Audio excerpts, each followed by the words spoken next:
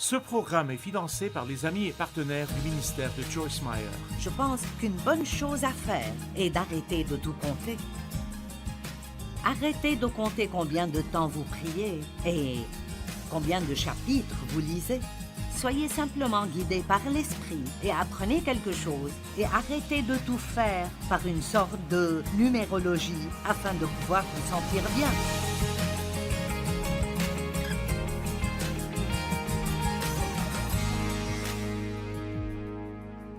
Je vais enseigner sur les 3 premiers chapitres du livre des Galates et nous allons prendre notre temps. Vous allez être de bons étudiants de la Bible et apprendre beaucoup de bonnes leçons. Et j'espère que je vais, par la grâce de Dieu, vous aider à comprendre quelle est la doctrine fondamentale du Nouveau Testament, qui est que nous sommes sauvés par la grâce, pas par les œuvres. Nous ne pouvons rien faire pour nous sauver nous-mêmes. Vous savez cela, mais comprenez que la façon dont nous avons été sauvés, c'est de cette même façon que nous devons apprendre à vivre. Donc, Dieu veut que nous vivions par la foi, pas seulement que nous recevions le Christ par la foi. La plupart des gens, à un moment donné, se rendent compte qu'ils ne peuvent pas aller au paradis, ils ont besoin de Dieu. Donc, ils s'abandonnent quelques instants et invitent Jésus dans leur vie, mais dès qu'ils commencent à lire ou à entendre des sermons, ils reprennent le contrôle et essayent de faire de leur propre chef les choses que la Bible nous dit de faire.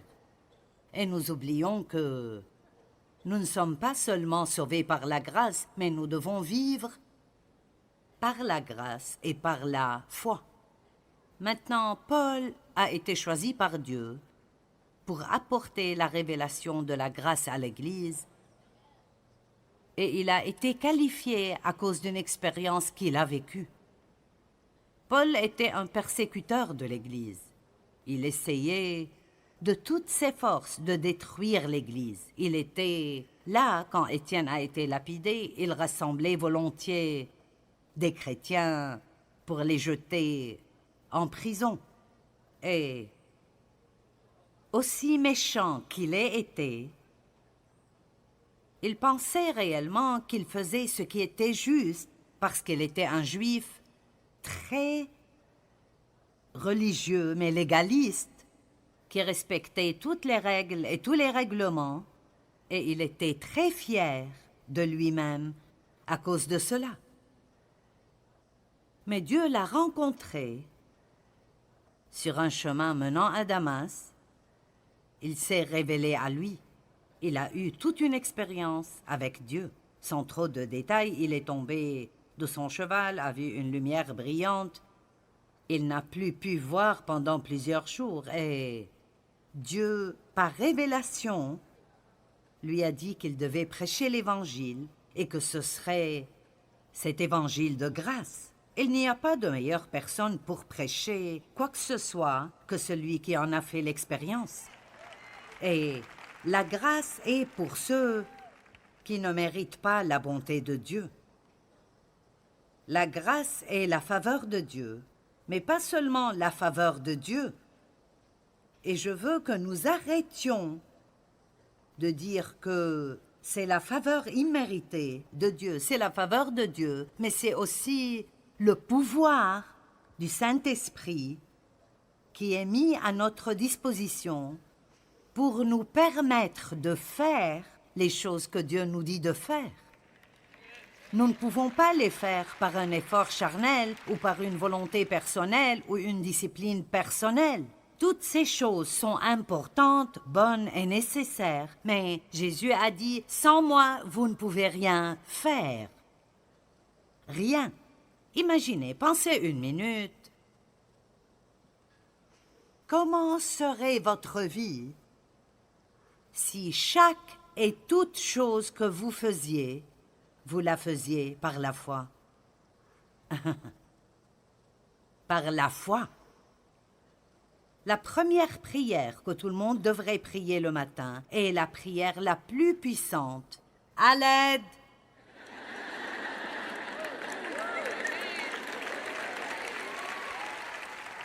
Amen. Parce qu'il n'y a rien dans notre vie pour lequel nous n'avons pas besoin d'aide.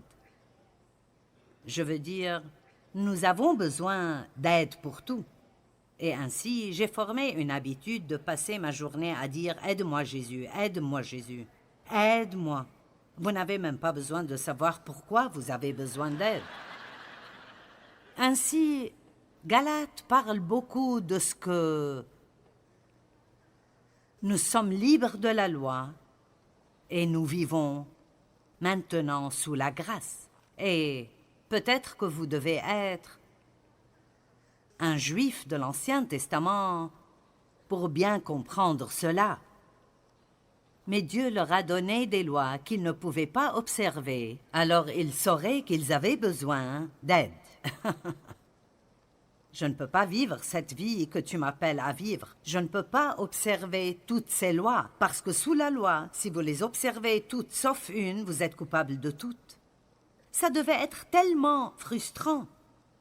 Mais ils travaillaient dur pour respecter ces lois. Et puis, ceux qui réussissaient à le faire, et nous avons toujours cela dans la vie des gens aujourd'hui, et si vous allez à l'église tous les dimanches, vous sentez que vous êtes meilleur que quelqu'un qui n'y va que 3 fois par an. Si vous lisez la Bible chaque année, vous sentez que vous êtes meilleur ou plus spirituel que quelqu'un qui lit peut-être un chapitre par jour. Et nous devons faire très attention à cet orgueil spirituel parce que c'est quelque chose de très désagréable pour Dieu si nous pensons que nous sommes meilleurs que les autres parce que nous faisons quelque chose que Dieu nous donne la grâce de faire, mais nous prenons bêtement la gloire. Amen. Et cela nous cause tellement de problèmes. Maintenant, il y a beaucoup de gens, au cours des 2 ou 3 dernières années, l'enseignement de la grâce dans l'Église a été mis au premier plan. Et dans l'histoire de l'Église, vous constatez un stress sur différentes choses à différentes époques. Et c'est bien parce que, peu importe combien nous faisons bien quelque chose, nous pouvons le laisser disparaître de nos vies. Et alors Dieu devra nous donner un cours de rattrapage. Mais tout ce qui est bon ne reste pas toujours bon. Nous, les chrétiens, nous ne savons pas comment rester en dehors du fossé. Donc, nous avons eu le mouvement de la sainteté. Et c'était merveilleux. Les gens vivaient des vies plus saintes, mais cela a ensuite dépassé une limite et tout le monde est devenu très légaliste. Puis tout à coup, ils ne pouvaient plus rien faire. Vous ne pouvez pas vous maquiller, ni vous faire couper les cheveux, ni danser, ni voir un film. Vous ne pouvez pas, vous ne pouvez pas. Eh bien, qui durerait dans ces conditions? Beaucoup de jeunes, peut-être même certains d'entre vous, qui ont été élevés dans des églises comme ça vous tourne contre Dieu plutôt que vers lui. Parce que vous sentez que pour être chrétien, vous ne pourrez jamais vous amuser dans la vie. Le mouvement de la parole de la foi dans les années 60, beaucoup d'enseignements sur la prospérité. Je remercie Dieu pour cela. À l'époque, Dieu a touché ma vie d'une manière puissante parce que je ne savais rien sur l'utilisation de ma foi pour autre chose que le salut. Et la foi est quelque chose que Dieu vous donne, que vous devez utiliser et libérer dans votre vie. C'est une force puissante. Mais ce n'est pas automatique. Vous mettez votre confiance en Dieu. Vous mettez votre confiance en lui. J'aime ce que j'ai appris sur la prospérité, mais c'est devenu déséquilibré. J'aime ce que j'ai appris sur la foi, mais c'est devenu déséquilibré. Quand quelqu'un avait un problème, c'était parce qu'il n'avait pas assez de foi. Si vous étiez malade ou quoi que ce soit, vous n'aviez pas assez de foi. Eh bien, ce n'est pas juste. Vous ne pouvez pas... Dieu ne nous a jamais promis que nous n'aurons jamais de problème. Je me fiche de combien de fois vous avez. Vous n'allez pas éviter d'avoir des ennuis dans votre vie. Jésus a dit, dans le monde, il y aura des tribulations. Rassurez-vous, j'ai vaincu le monde. Donc, vous allez trouver ici que l'une des choses que Paul dit et enseigne très fermement, c'est que vous devez faire très attention de vous écarter de la vérité. Et vous devez toujours tester les esprits et vous assurer que tout ce que vous croyez est conforme à la parole de Dieu. Et le diable ne se soucie pas de si vous ne faites pas assez de quelque chose ou de si vous en faites trop. Vous comprenez? Je veux dire, si vous ne nettoyez pas votre maison du tout, il est content de ça. Mais si vous devenez fanatique et vous transformez votre maison en un mausolée qui ne peut pas avoir un grain de poussière et que vous passez toute votre vie à essayer d'impressionner tout le monde par son apparence, j'étais comme ça. Alors, cela devient aussi un problème, parce que maintenant, vous êtes esclave de ces choses que vous avez créées pour vous-même, dont vous tirez votre importance et votre valeur. L'équilibre est tellement important. Et pour être honnête, nous ne sommes pas vraiment bons en cela.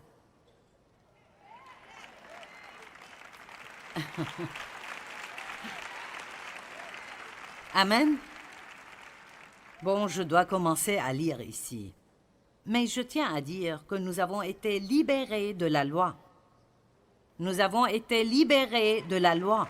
Et l'enseignement de la grâce que nous entendons aujourd'hui le dit très clairement. Nous sommes libérés de l'Ancien Testament. Nous avons maintenant une nouvelle alliance avec Dieu. C'est une alliance de grâce. Et je ne dis pas que les gens ne le sont pas. Certains enseignent cela, mais certaines personnes perdent l'équilibre.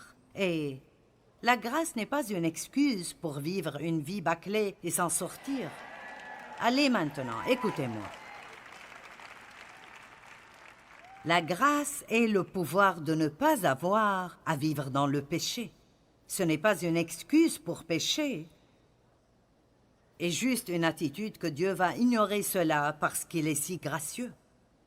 Nous avons été libérés des lois de la Bible qui traitait de choses comme ce que nous appelons la loi cérémonielle, ainsi que de respecter les règles et règlements et de devoir respecter certains jours et certaines fêtes et des règles concernant la nourriture, les étoffes que vous pouvez porter ensemble, ce que vous pouvez manger, etc. Mais nous n'avons pas, comprenez-moi, nous n'avons pas été libérés de la loi morale. Les 10 commandements ont autant de valeur aujourd'hui qu'ils en avaient alors. Allez! J'ai entendu quelqu'un dire une fois, « Peux-tu t'imaginer quelqu'un enseigner à propos des 10 commandements? » J'ai pensé, « Eh bien oui! J'aime vraiment le faire moi-même. C'est comme, ils ne sont pas partis. Il y a une nouvelle liberté.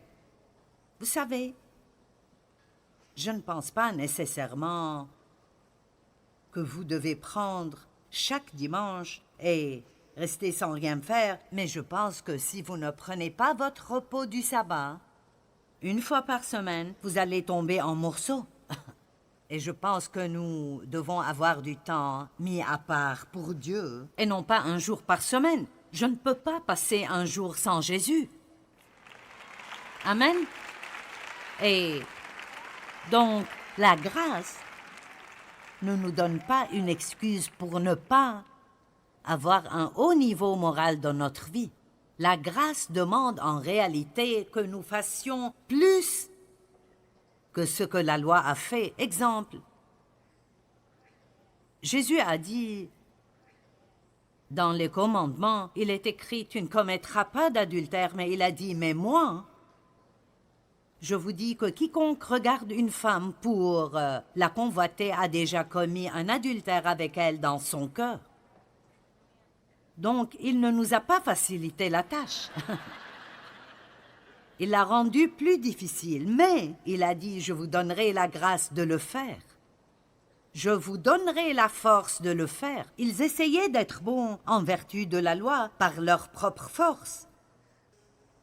Donc, s'ils étaient bons, ils se sentaient bien. Et s'ils n'étaient pas bons, alors ils se sentaient coupables. Ils faisaient toujours des sacrifices. Mais la loi dit « œil pour œil et dent pour dent ». Mais Jésus a dit « aimez vos ennemis ». Bénissez ceux qui vous maudissent, vous maltraitent et vous persécutent. Aidez-les s'ils ont un besoin. Vous savez, beaucoup de gens croient que la dîme est sous la loi et que vous n'avez donc plus besoin de donner la dîme. Je ne pense pas que vous devez le faire non plus. Mais je ne sais pas pourquoi vous le voudriez, mais il y a une grande promesse qui vient avec. Malachie 3.10 dit « Apportez donc vos dîmes au trésor du temple et vous serez bénis. » Dieu ne maudit pas parce que Jésus a porté la malédiction. Mais je pense souvent que si nous ne suivons pas ces principes, nous perdons des bénédictions dans notre propre vie. Et je pense que s'il pouvait donner 10% sous la loi, que devrions-nous faire par la grâce? Allez, vous n'aimez peut-être pas ça. Vous n'êtes même pas encore proche des 10%. Mais dans la Bible, vous savez quels mots ils utilisent? Dans le Nouveau Testament, vous ne voyez pas le mot dîme. Il parle de la façon dont Melchisédek a reçu les dîmes. Et je crois que c'est toujours valable aujourd'hui. Abraham dîmait bien avant que la loi ne soit donnée, alors, vous savez, je ne dis pas que ce n'est pas quelque chose que nous devrions faire, mais cela ne vous coûtera pas le ciel si vous ne le faites pas. Dieu ne se fâchera pas contre vous si vous ne le faites pas. Vous ne perdrez pas toutes vos bénédictions, mais vous récolterez ce que vous avez semé. Et alors, voici le mot que le Nouveau Testament utilise. Soyez généreux. Et le mot généreux signifie aller au-delà de ce qui est requis. Allez maintenant. Dans l'Ancien Testament, l'exigence était de 10%. Mais maintenant, Paul dit « soyez généreux ». Et il a utilisé ce terme parce qu'il parlait à des gentils qui ne comprenaient pas le mot dîme. Et alors, il dit « soyez généreux ». Donnez et donnez au-delà de ce que vous êtes même capable de donner. Aidez les gens, partagez tout ce que vous avez avec les gens. Il n'a jamais parlé de 10%. Il me semble que tout devait être disponible pour Dieu. Les gens, dans le livre des Actes, vendaient leur propriété et apportaient tout, et ils avaient tout en commun, et ils partageaient tout. Donc, si vous voulez garder votre argent, vous feriez mieux de vivre sous la loi que de vous embrouiller avec Jésus, parce que quand vous êtes lié avec lui, laissez-moi vous dire, il n'y a pas mon argent et son argent, et vous savez, de l'argent caché dans votre portefeuille, Dieu sait où il est. Et parfois, il vous demandera de le sortir et de le donner, peut-être à quelqu'un que vous n'aimez même pas. Allez, vous me suivez? Quelqu'un a appelé le bureau et il a dit « Je dois poser une question. J'ai des amis qui participent à des activités illégales, mais ils gagnent beaucoup d'argent et ils vont à l'église tout le temps et ils sentent qu'ils ne se font pas attraper et que Dieu les bénit. À cause de sa grâce. Que dites-vous à ce sujet? J'ai tellement ri. J'ai dit, c'est la question la plus stupide que j'ai jamais entendue. Maintenant, je n'ai pas dit cela à la personne, mais quand ils m'ont apporté la question au bureau, j'ai dit « Vous plaisantez ». Je veux dire, jusqu'où pouvons-nous aller? Mais écoutez-moi. Satan trompe les gens un tout petit peu à la fois. Un tout petit peu, un tout petit peu, un tout petit peu. C'est pourquoi nous devons nous assurer que ce que nous croyons est en accord avec la parole de Dieu et que nous ne basons pas les choses sur nos expériences. L'expérience est précieuse, mais nous apprenons par la parole de Dieu et par les expériences de la vie. Amen. Donc, en fait, la Bible nous enseigne que si nous sommes légalistes et nous faisons que tout a une loi, c'est un signe d'immaturité spirituelle. Les personnes spirituellement matures savent être dirigées et guidées par le Saint-Esprit, car Dieu a écrit la loi dans nos cœurs. Les 10 commandements sont écrits dans nos cœurs. Est-ce que vous me suivez? Vous allez bien? Écoutez, combien d'entre vous sont assez doués pour transformer les choses en loi? Qui d'entre vous n'a pas la moindre idée de ce dont je parle? D'accord, je vais vous donner un exemple. Nettoyer la maison. Je nettoyais ma maison tous les jours, l'aspirateur tous les jours, la poussière tous les jours, polir chaque miroir de la maison tous les jours. Parce que je ne me sentais pas bien dans ma peau, alors je me sentais mieux si mon environnement était bien rangé. Allez, est-ce que quelqu'un s'identifie avec ce que je dis? Donc, vous pouvez donc transformer la lecture de la Bible en loi. Il y avait ce plan de lire la Bible en un an. Tout le monde à l'église le suivait. Nous devions lire 2 chapitres de l'Ancien Testament, 2 du Nouveau, 1 des Proverbes et 1 des Psaumes tous les jours. Et vous lisez toute la Bible en un an. Et j'avais un calendrier sur le réfrigérateur pour que les gens sachent que je le faisais. Eh bien, lorsque vous lisez vos 6 chapitres, vous avez une coche. Votre chair aime les coches. Je veux dire, si vous êtes légaliste, vous aimez les listes. Combien d'entre vous aiment les listes? D'accord. Eh bien, il n'y a pas de mal à avoir une liste.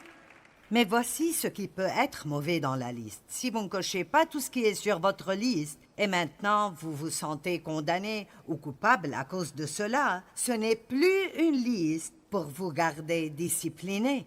C'est votre liste de lois que vous devez suivre tous les jours. L'une de mes filles, qui a connu un véritable revirement dans sa vie, quand elle a finalement compris la grâce, a toujours été très légaliste. Et je me souviens bien, elle inscrivait sur sa liste le nombre de pièces de repassage. C'était à l'époque du repassage qu'elle voulait faire tous les jours, le jour du repassage. Et si elle ne les faisait pas, et c'est ce qui arrivait parce qu'elle s'était fixé des objectifs irréalistes, parfois nous nous mettons dans une position où nous tomberons. Et alors, si elle ne les terminait pas tous, elle se sentait mal dans sa peau et elle se sentait coupable tout le temps. Donc, je pense qu'une bonne chose à faire est d'arrêter de tout compter. Arrêtez de compter combien de temps vous priez et combien de chapitres vous lisez. Soyez simplement guidés par l'esprit et apprenez quelque chose et arrêtez de tout faire par une sorte de numérologie afin de pouvoir vous sentir bien. J'allais bien tant que j'avais coché les cases de ce calendrier. Mais quand j'ai commencé à avoir ces gros trous béants parce que je ne faisais pas 6 chapitres par jour, alors j'essayais autant que possible de m'éloigner de ce calendrier.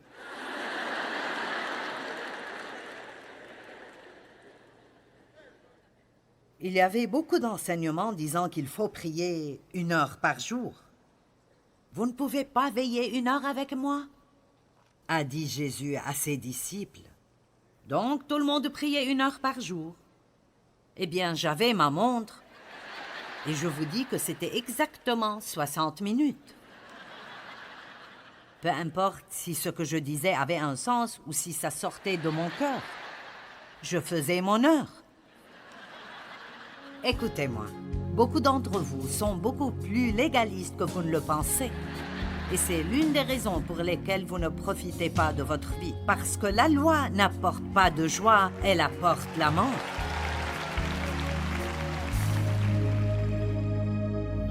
Nous sommes sauvés par la grâce de Dieu et nous devons aussi apprendre à vivre par cette même grâce. Nous marchons dans la foi et nous recevons la grâce de Dieu pour nous aider à faire tout ce que nous faisons.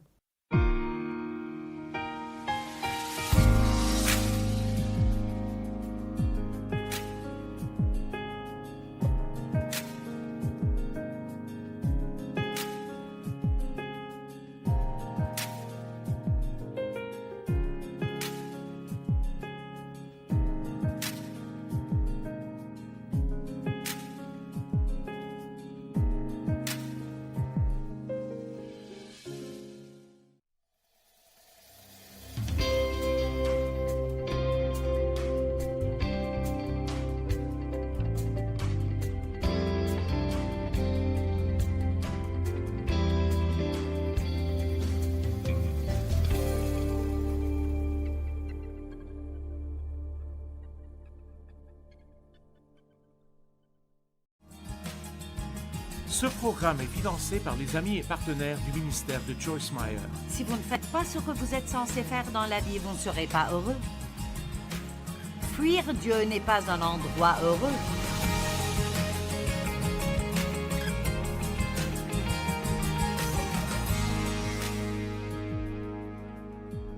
Galates 1, 1-5. Paul, un apôtre, non par l'intermédiaire d'un homme, mais par Jésus-Christ et par Dieu, le Père, qui l'a ressuscité. Paul souligne toujours le fait qu'il n'a pas été appelé par des hommes. Il ne s'est pas appelé lui-même, mais il a été appelé par Dieu pour faire ce qu'il était en train de faire. Et nous avons tous besoin de savoir cela. Quoi que vous fassiez, vous devez savoir que c'est ce que Dieu veut que vous fassiez. Pas ce que vous voulez faire ou ce que quelqu'un d'autre veut que vous fassiez. Et cela fonctionne aussi bien dans le monde que dans l'Église. Si vous êtes devenu avocat parce que votre père voulait que vous soyez avocat et vous n'aviez jamais voulu être avocat et vous détestez cela et vous haïssiez l'école de droit et vous n'y trouvez aucune joie, vous ne faites probablement pas ce que vous aviez dans le cœur de faire. Vous faites ce que quelqu'un d'autre a voulu que vous fassiez. Et les parents peuvent parfois être assez doués pour réaliser leurs rêves à travers leurs enfants. Verset 3. Que la grâce et la paix vous soient accordées par Dieu notre Père et par le Seigneur Jésus-Christ. À cette époque, ils se saluaient différemment de nous. Que la grâce et la paix vous soient accordées au nom de notre Seigneur et pas « Hé, mon pote! Quoi de neuf? Hé, hé! Oh, oh! »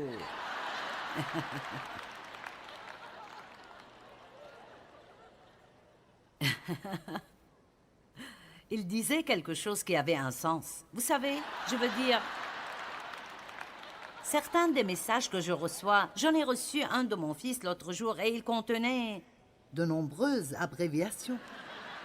Je ne pouvais même pas comprendre de quoi il parlait.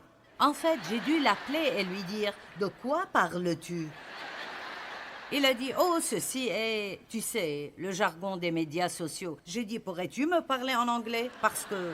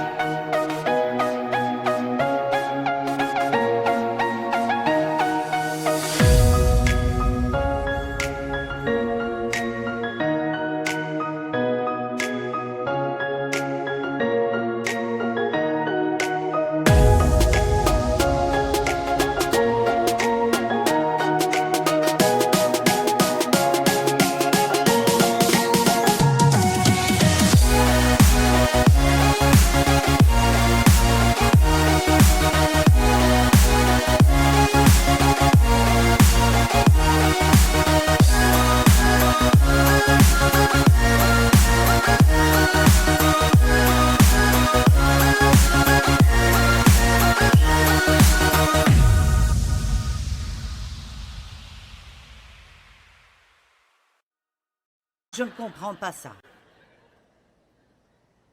Nous n'avons pas le temps d'écrire « OK » maintenant, c'est juste « K ».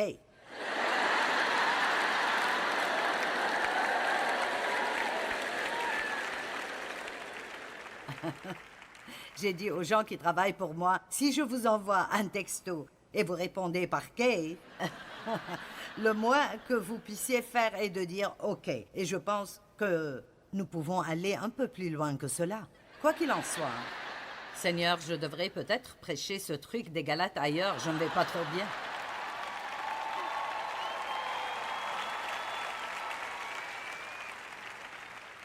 Donc, Paul saluait les gens avec grâce et paix soit avec vous, car écoutez, vous ne pouvez jamais avoir la paix si vous ne comprenez pas la grâce. Vous n'aurez jamais la paix si vous ne comprenez pas la grâce.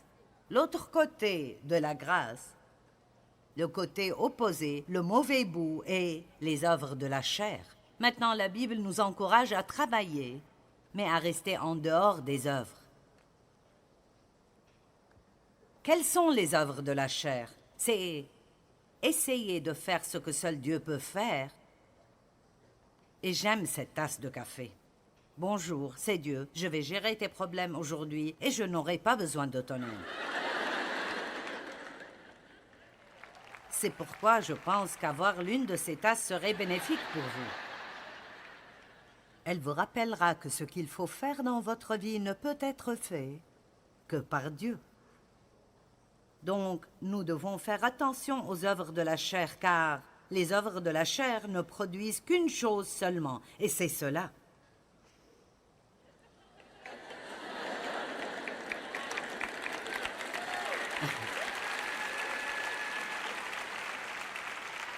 Chaque fois que vous vous sentez frustré, c'est parce que vous essayez de faire quelque chose que vous ne pouvez pas faire vous-même. Peu importe si c'est d'essayer d'ouvrir un pot de mayonnaise. Et j'ai eu des moments où Dave était assis dans la pièce voisine. Maintenant, je ne fais plus cela, mais je voulais absolument l'ouvrir. Je n'acceptais pas de ne pas pouvoir le faire. Et je battais dessus, je martelais dessus. Et tout sortait. C'est vraiment frustrant. C'était... Oh! Nous avons ce genre de situation. Nous sommes tellement frustrés parce que nous ne pouvons pas nous changer nous-mêmes. Nous entendons un message sur le pouvoir des mots et nous rentrons chez nous et nous disons « Je ne dirai rien de mal aujourd'hui. Nous pouvons avoir un excellent plan pour la sainteté couchée au lit. Et ça marche jusqu'à ce que vous vous leviez.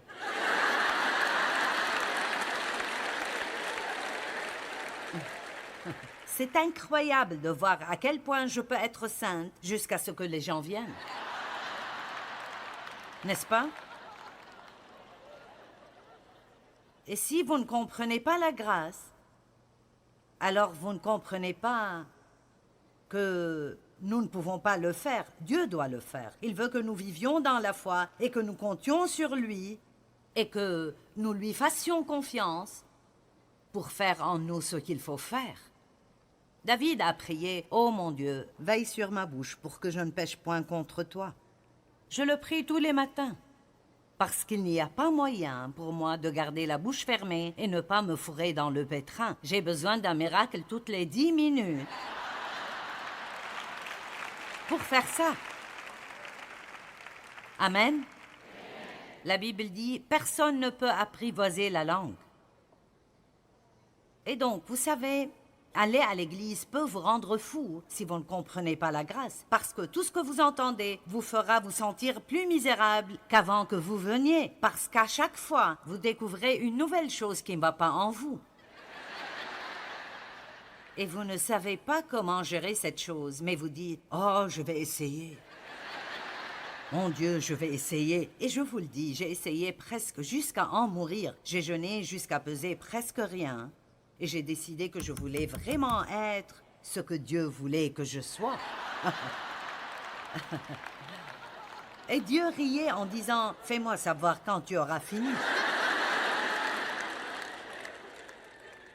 Fais-moi savoir quand tu voudras de l'aide. » Dieu oppose les orgueilleux et donne grâce aux humbles.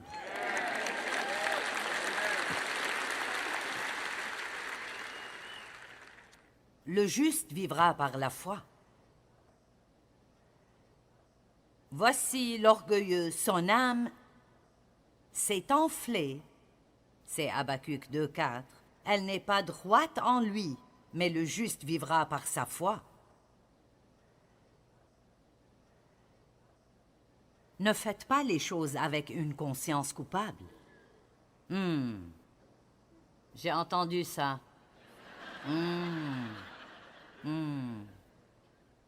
Pourquoi regarder?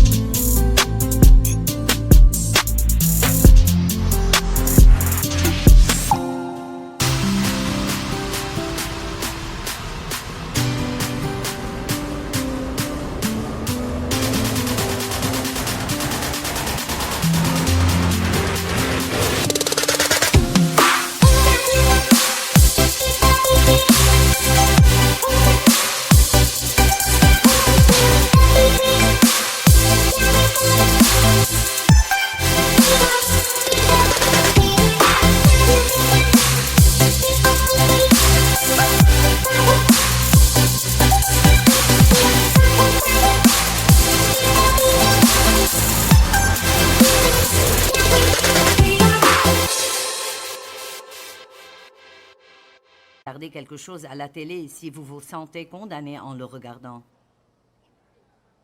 Mais c'est tellement intéressant.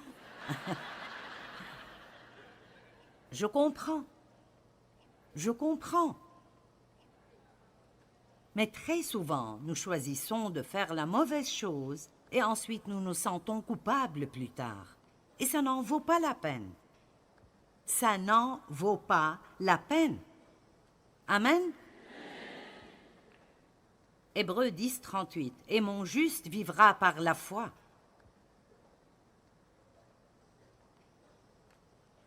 Galates 2, 20. Paul dit, j'ai été crucifié avec Christ. Ce n'est plus moi qui vis, mais le Christ qui vit en moi. Et la vie que je vis maintenant, je la vis par la foi. par la foi. 2 Corinthiens 5:7, car nous marchons par la foi et non par ce que nous voyons. Voici une écriture vraiment importante. Romains 14:23, tout ce qui ne provient pas de la foi est péché. Eh bien, à moins que vous ne puissiez vous plaindre par la foi, cela signifie que vous plaindre est un péché, et dire des commérages par la foi. Allez, c'est facile, nous pouvons tous comprendre cela. Il y a tellement de choses que nous faisons et nous ne pouvons pas dire que nous les faisons par la foi. Nous ne les faisons pas avec l'approbation de Dieu. Et ce sont les choses que, si vous voulez vraiment vivre sous la grâce, ce sont les choses que vous devez éliminer dans votre vie parce que c'est le Saint-Esprit qui vous y invite. Vivre par la grâce signifie être dirigé par le Saint-Esprit, non par la loi. Suivre la direction du Saint-Esprit. Allez, vous engageriez-vous à avoir une relation si profonde avec le Seigneur que vous ferez attention à tout ce qui se passe à l'intérieur de vous et quand vous sentez que Dieu vous convainc de ne pas faire quelque chose, alors ne le faites pas.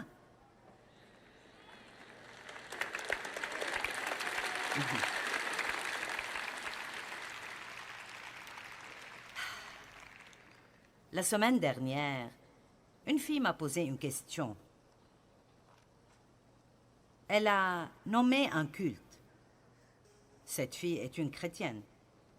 Elle a nommé une secte et elle a dit qu'elle avait bien failli être prise au piège lorsqu'elle était adolescente. Elle m'a dit, ça me fascinait. Et j'ai dit, pourquoi ça te fascinait? Elle a dit, parce que les gens dans cette... et c'est en fait une grande église, je ne vais pas commencer à nommer. Elle a dit, les gens sont tellement dédiés à ce qu'ils croient. Ils sont gentils, ils sont bons avec les gens, ils sont polis. Ils doivent donner la dîme s'ils veulent faire partie de cette église. Ils sont très déterminés à témoigner de leur foi aux autres. Alors elle a dit, je suis arrivée au point où j'ai pensé, si nous avons raison, si les chrétiens ont la vérité et nous avons raison, alors pourquoi tant de gens ne font-ils pas ce qu'ils disent croire?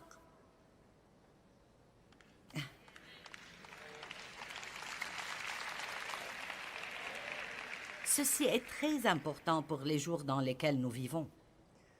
Et je vais vous dire ce que je crois. Elle m'a demandé pourquoi. Et j'ai dit, parce que les gens n'ont plus une crainte révérentielle de Dieu.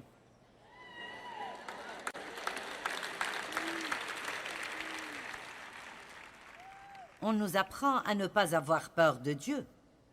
L'amour parfait chasse la peur. Lorsque nous connaissons l'amour parfait que Dieu a pour nous, nous n'avons pas à craindre Dieu, ni à craindre qu'il nous punisse. Mais nous devons avoir une crainte révérentielle qui dit fondamentalement que Dieu est Dieu et il entend ce qu'il dit. Et donc s'il dit « fais ceci et tu seras béni, fais cela et tu ne vas pas beaucoup aimer ta vie », alors c'est comme ça que ça va être et je ferai mieux d'écouter.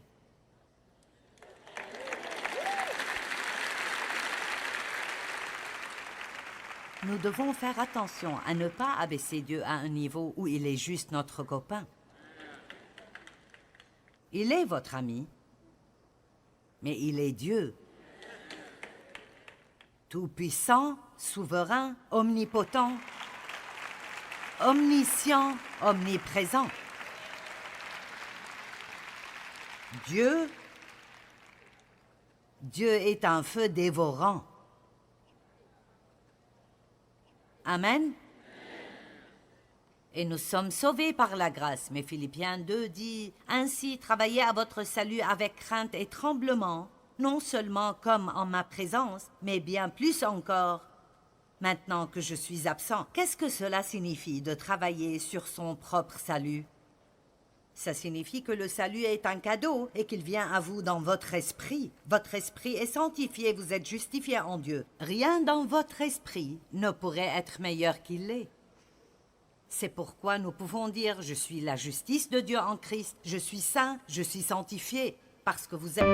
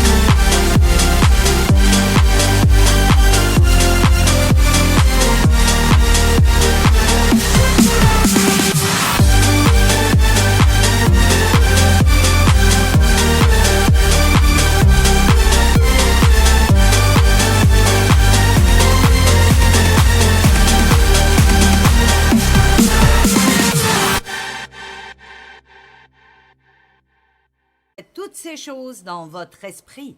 Dieu ne peut pas venir vivre dans votre esprit s'il ne nettoie pas l'endroit d'abord. Vous me suivez? Mais maintenant, le reste de notre vie, notre travail consiste à travailler avec le Saint-Esprit pour laisser ce que Dieu nous a donné, ce grand cadeau qu'il nous a donné, pour le laisser devenir actif, travailler votre salut, et faites-le avec crainte et tremblement, sachant que Dieu est sérieux.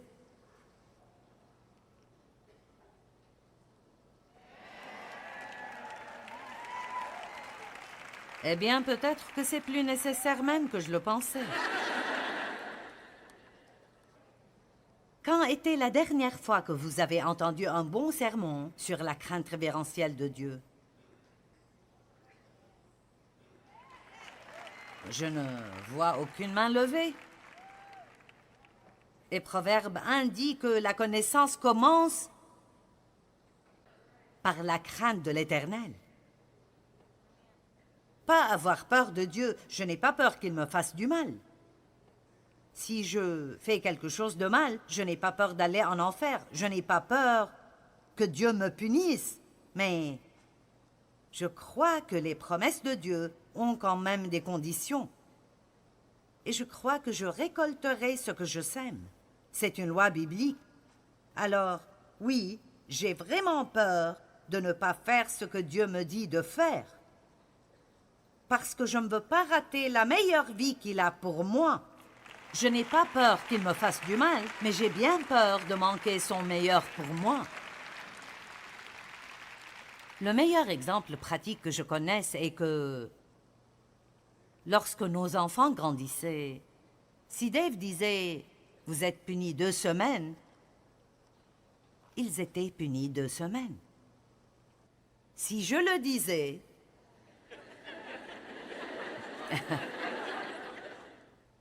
après 3 jours, j'en aurais marre qu'il soit à la maison toute la journée. C'est bien pour un homme de punir ses enfants 2 semaines, d'aller au travail et de vous laisser à la maison avec eux. Amen. Je me sentirais désolée pour eux. Je pense que tu as appris ta leçon, alors je vais te laisser sortir. Mais vous savez quoi? Ils m'aimaient, mais ils avaient une crainte révérentielle de Dave. Vous comprenez ce que je veux dire? Et ainsi, quand Dieu dit quelque chose, il entend ce qu'il dit. Vous me suivez? Il entend ce qu'il dit. S'il dit qu'il est fidèle, il est fidèle. S'il dit « Faites ceci et vous serez bénis », si vous faites cela, vous pouvez être sûr que vous serez bénis. Mais s'il dit « Ne faites pas cela et vous ne serez pas bénis », vous pouvez être sûr de cela aussi. J'ai vu et j'ai expérimenté en tant que ministre des choses que parfois, et je ne veux juger personne, mais je ne comprends pas. Peut-être que vous entendez qu'un certain ministre trompe sa femme ou quelque chose comme ça depuis 3 ans. Je ne comprends vraiment pas comment quiconque pourrait faire cela et se tenir sur l'estrade et prêcher. Je serais absolument pétrifiée de faire cela. Je veux dire, c'est juste, je me dis... C'est une chose sainte de parler de la parole de Dieu et de se tenir devant le peuple de Dieu et d'être un exemple. Maintenant, je sais que nous sommes humains et que nous pouvons faire des erreurs, mais au moins, si vous voulez faire quelque chose comme ça, ne le faites pas derrière une chaire. C'est un lieu saint. Pour Dieu. Aucune crainte révérentielle. Vous me comprenez? Donc, oui, nous sommes libres de la loi et nous vivons sous la grâce. Et Dieu merci, nous vivons dans la dispensation de la grâce.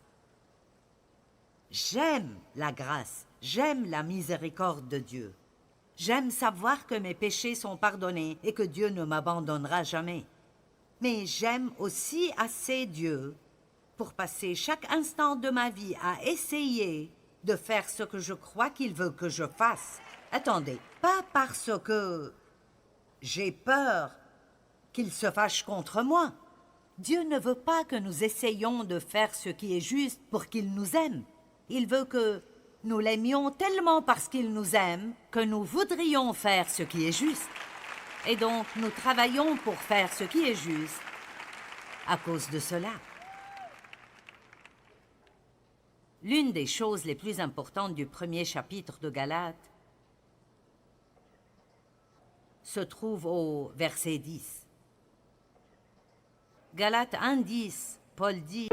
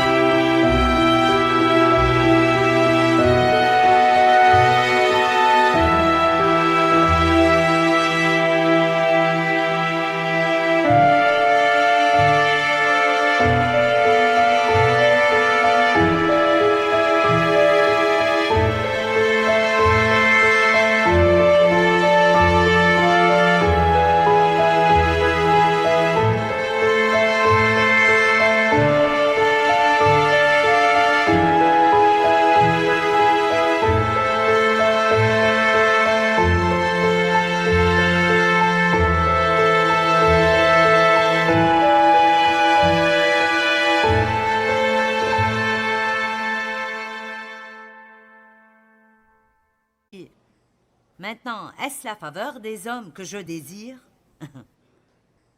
Est-ce que je cherche à plaire aux hommes? Si c'est la faveur des hommes que je désire, si je cherchais à plaire aux hommes, si je plaisais encore aux hommes, je ne serais pas serviteur de Christ. Wow! Il parle ici aux gens qui cherchent à plaire aux hommes. Il dit que si je vis à essayer de plaire aux gens au lieu d'essayer de plaire à Dieu, je manquerai tout ce que Dieu a pour moi dans ma vie. Allez! Galates 1, 10 à 24. Et maintenant, est-ce la faveur des hommes que je désire ou celle de Dieu? Est-ce que je cherche à plaire aux hommes? Si je plaisais encore aux hommes, je ne serais pas serviteur de Christ. Je vous déclare, frères, que l'évangile qui a été annoncé par moi n'est pas de l'homme, car je ne l'ai ni reçu d'un homme, ni ne l'ai appris d'un homme, mais par une révélation de Jésus-Christ. Vous avez su quelle était autrefois ma conduite dans le judaïsme et comment je persécutais l'Église de Dieu, et comment j'étais plus avancé dans le judaïsme que beaucoup de ceux de mon âge, étant animé d'un zèle excessif pour les traditions de mes pères. Mais il plut à celui qui m'avait mis à part dès le sein de ma mère. Vous êtes mis à part avant d'être né pour quelque chose. Amen. Chacun et chacune d'entre nous, nous sommes mis à part avant même d'être nés pour quelque chose. Et qui m'a appelé par sa grâce, il lui plut de révéler en moi son Fils, afin que je l'annonce parmi les païens. Maintenant, regardez la dernière ligne du verset 16. Aussitôt, je ne consultai ni la chair ni le sang. J'aime ça. Il a dit que lorsque Dieu l'a appelé, il n'est pas allé consulter des gens pour demander leur opinion.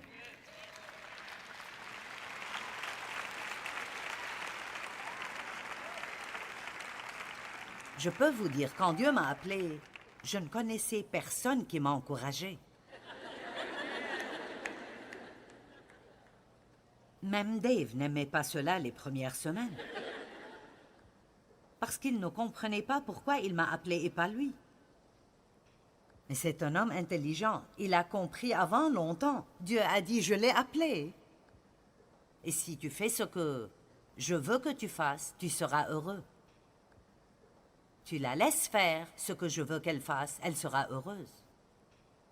Si vous ne faites pas ce que vous êtes censé faire dans la vie, vous ne serez pas heureux. Fuir Dieu n'est pas un endroit heureux. Et Paul dit qu'il n'a pas été impressionné par les gens.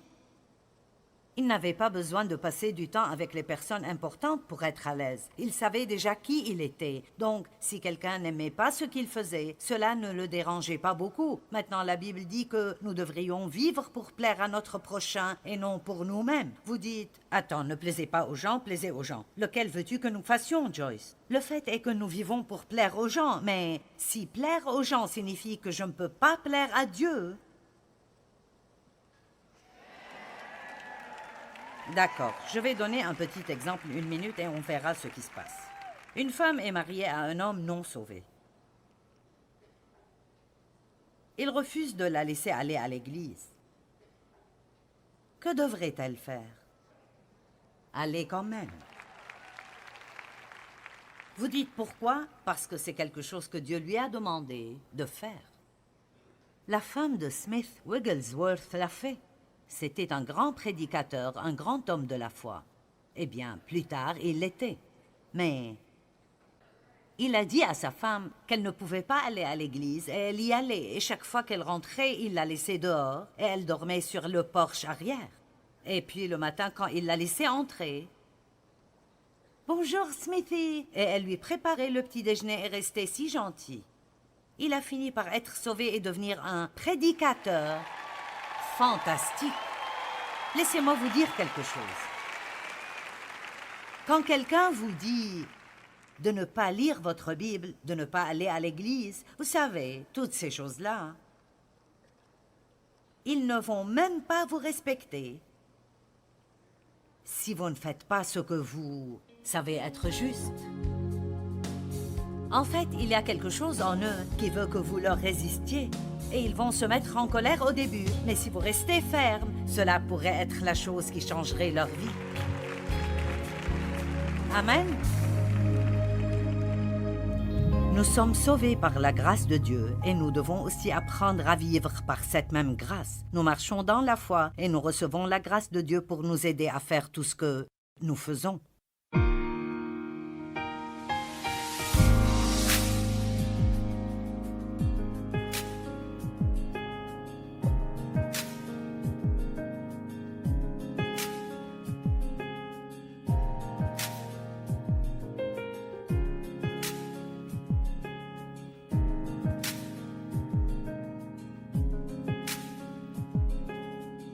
Step 1, wake up early, gonna rise with the sun. Step 2, get some good, some food in you. Step 3, think real hard about what you wanna be. Step 4, everybody just do your thing. Wake up, today's gonna be a good day. Wake up, today's gonna be a good day. Wake up, today's gonna be a good day. Wake up, today's gonna be a good day. Wake up, today's gonna be a good day. Wake up. Today's gonna be a good day. Wake up. Today's gonna be a good day. Wake up. Today's gonna be a good day. Yo, set your affirmations, aspirations. I got shit to do, the aftermath of preparation. Good food, good mood, blood in circulation. One step at a time, yeah, that's how you make it. Set a goal you control and the steps you take them. I try to pick one thought, have some concentration. And if I make a mistake, it's called education. I try to do this every day, call it replication. Wake up, today's gonna be a good day. Wake up, today's gonna be a good day. Wake up, today's gonna be a good day. Wake up, today's gonna be a good day. Wake up, today's gonna be a good day. Wake up, today's gonna be a good day. Wake up, today's gonna be a good day. Wake up, today's gonna be a good day. So life ain't easy, yo, I think there's a reason though. Ups and downs, just like every different season, yo. Sometimes I'm high, other times I'm barely breathing, though. I always gotta fight and hide from the demons, yo. Negative thoughts are poison, they rot. Head full of flies, so here come the clouds. They'll never stop unless I can swap all the bad for the good in my head when I'm lost. Yeah, so I'ma fake it till I make it. Positive thoughts are overtaken, I got patience. One day at a time is how you operate a cadence. A flow, you grow, you show yourself a foundation. Stay away from all the shit that causes temptation. I know that I like to do it cause it's sensation. I live my life in my head like a narration. Don't expect greatness, do my best, man, I'll take it. Wake up, today's gonna be a good day. Wake up, today's gonna be a good day. Wake up, today's gonna be a good day. Wake up, today's gonna be a good day. Wake up, today's gonna be a good day. Wake up, today's gonna be a good day. Wake up, today's gonna be a good day. Wake up, today's gonna be a good day.